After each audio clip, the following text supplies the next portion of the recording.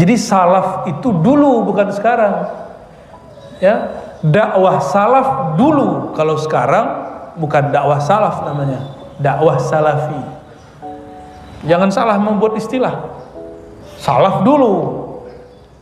Menyebut dakwah kita sekarang dakwah salaf itu kebohongan terhadap Rasulullah, kebohongan terhadap sahabat Rasulullah, para sahabat, tabi'in, tabi'ut tabi'in. Cukup katakan dakwah kami ingin ikut salaf, kita sebut salafi, boleh, gak masalah. Jadi kurang ya nisbat salafi, itu ada ya nisbat di belakang, itu bermasalah. Ya, bermasalah itu. Dan yang perlu kita ketahui, kita ulang-ulang, salaf itu bukan satu aliran.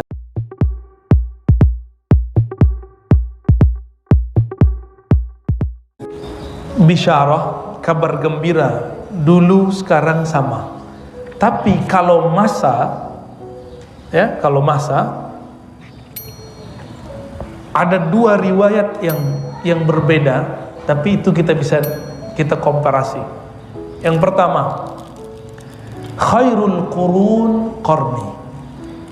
Dan maka Sidi Syekh Muhammad Alawi Al-Maliki mengatakan, sabatat bil ittifaq afdaliyatu asrihi sallallahu alaihi wasallam. Sungguh telah disepakati bahwa masa yang paling cemerlang itu masa baginda Nabi Muhammad sallallahu alaihi wasallam. Nabi mengatakan, khairul qurun qarni. Sebaik-baik masa, qurun itu 100 tahun. Itu masaku. Itu 100 tahun dari aku hidup. Nabi wafat tahun 10 atau awal 11 Hijriah. Maka dari tahun beliau wafat sampai tahun 111. Sampai tahun 111. Itulah akhir daripada masa cahaya pertama.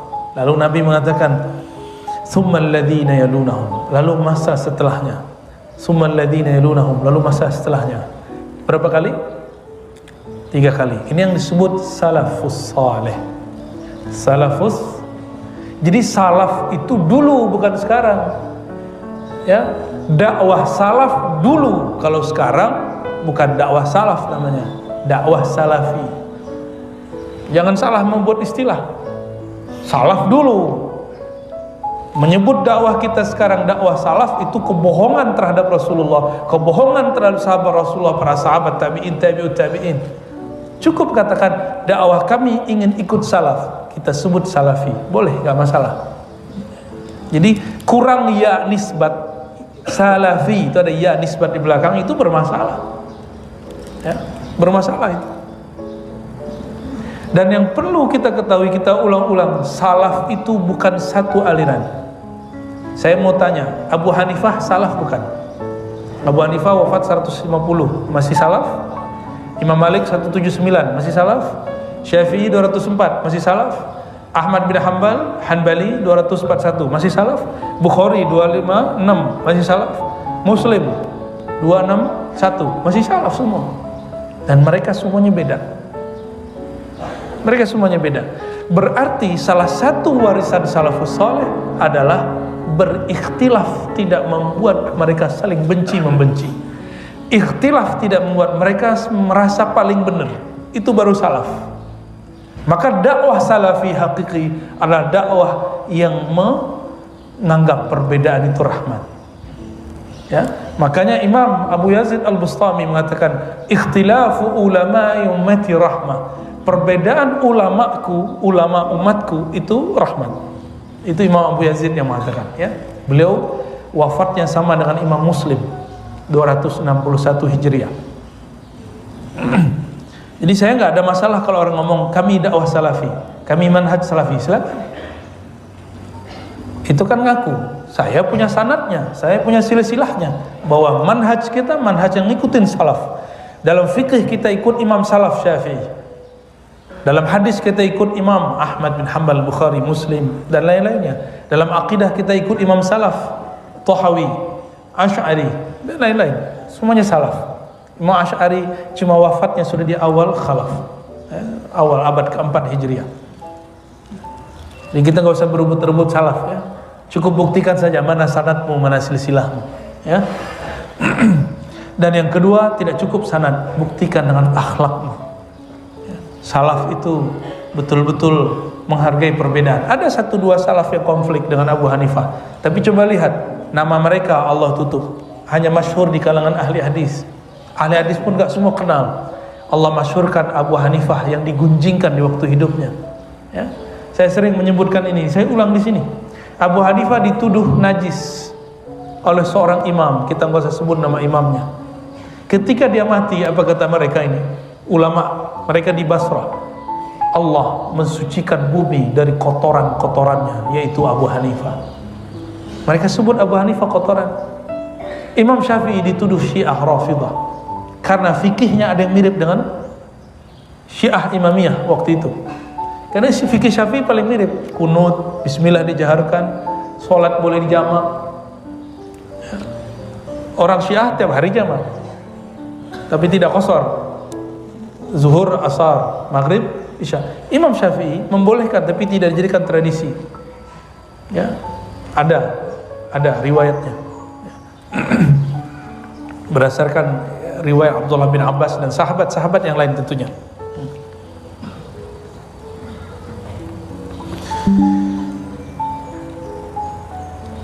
Qala al-ulama al-maqsud bidzalika 'asr as-sahabah wa muddatuhum min al-bi'tsah 120 sana aw dunaha biqalil aw faqa bi kull al-khilaf fi wafati akhir as-sahabah mautan Abi Tufail, ya. Sahabat terakhir yang meninggal 121 itu ternyata kalau versi beliau dihitungnya 121 bukan 111. Kalau saya tadi nyebutin berapa? 111. Ternyata Nabi waktu tahun 11 Hijriah berbicara dan mengabarkan, bahkan ada orang yang hidup pada malam ini 100 tahun lagi setelahku. Meninggal Anas bin Malik, meninggal fulan. Sisa 1 sahabat yang meninggal, namanya Abu Tufail. Tahun berapa dia wafat? 121. Berarti 110 Hijriah. Lama hidupnya semenjak Rasulullah SAW wafat, ya.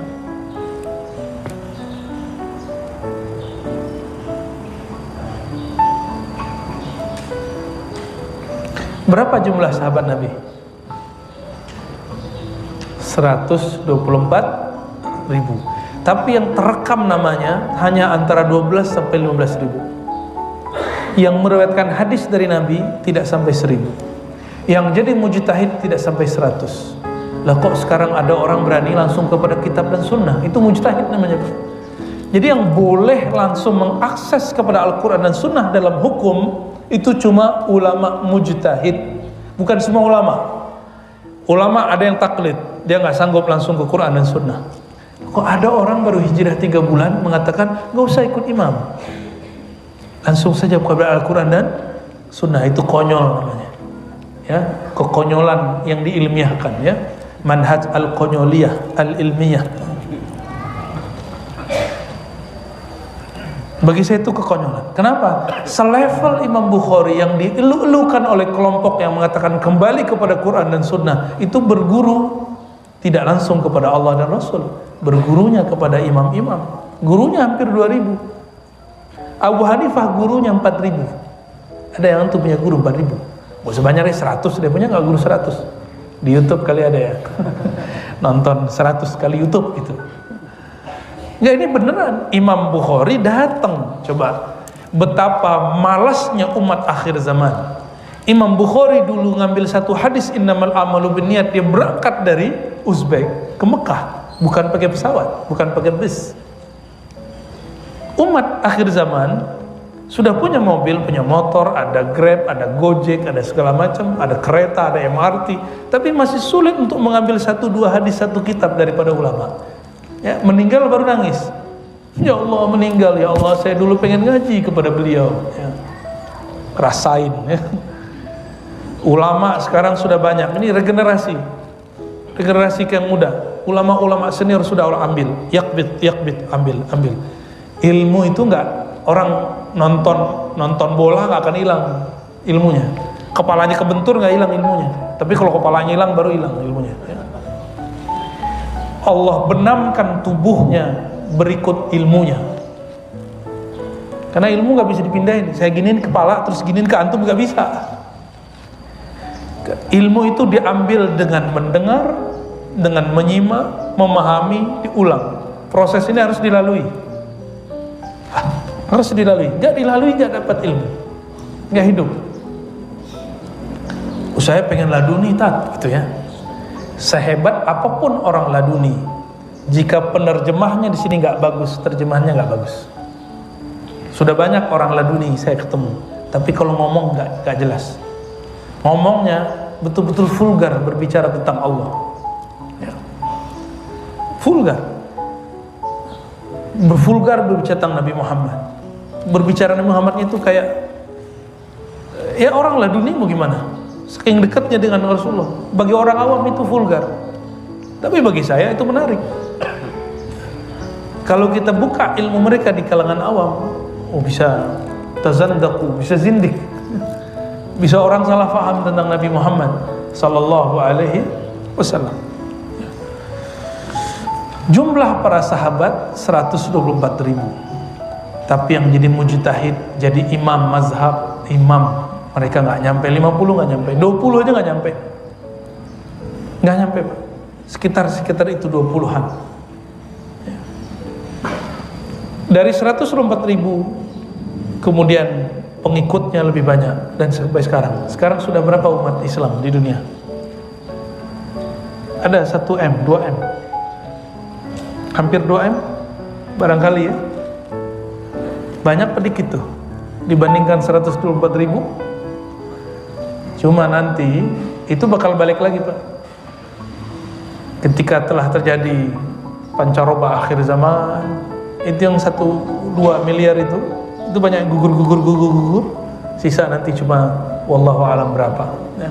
Yang pejuang 124.000 yang lain bingung, terombang-ambing, ikut yang mana dia bingung ya. Semoga kita termasuk yang 124.000 atau pengikut mereka. Amin ya rabbal alamin.